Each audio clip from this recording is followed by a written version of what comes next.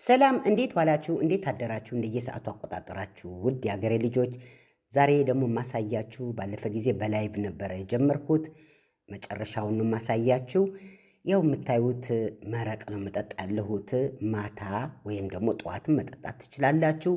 ይሄ መረቅ ኮላጅን ራሳችን እቤታችን ማዘጋጀት እንችላለን እና ውዶቼ ይሄንን መረቅ እንደምታዩት በረዶ ቤት ነው የሚቀመጠው። እንደዚህ የቀነስን በትንሽ በትንሹ አድርገን እንጠጣ።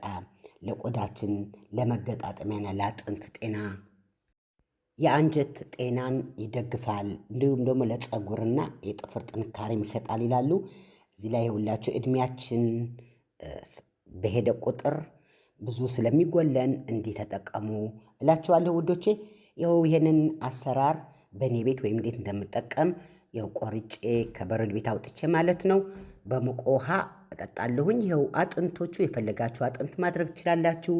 አትክልቱ ደግሞ ማንኛውም አትክልቶች እንደ ሴዳኖ እንደ ሁሉ ነገር አድርጋችሁ ለ2 ሰዓት ወይም 2 ሰዓት ተኩል እንደ አጥንቱ ወይም እንደ አገሩ ትቀቅሉና ከዛ አጥላችሁ በረዶ ቤት ታስቀምጣላችሁ። እዚህ ላይ የዶሮም ይደረጋል፣ የአሳ ማድረግ እንችላለን።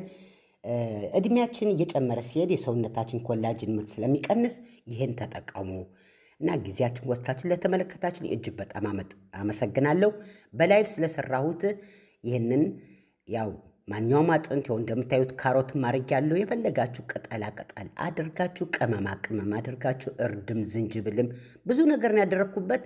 እንዲህ አድርጌ አስቀምጣለሁኝ እና ይኸውላችሁ እንዲህ አድርገን ቤታችን ኮላጅን ንጹህ እንብላ እንስራ። በሉ ቻው።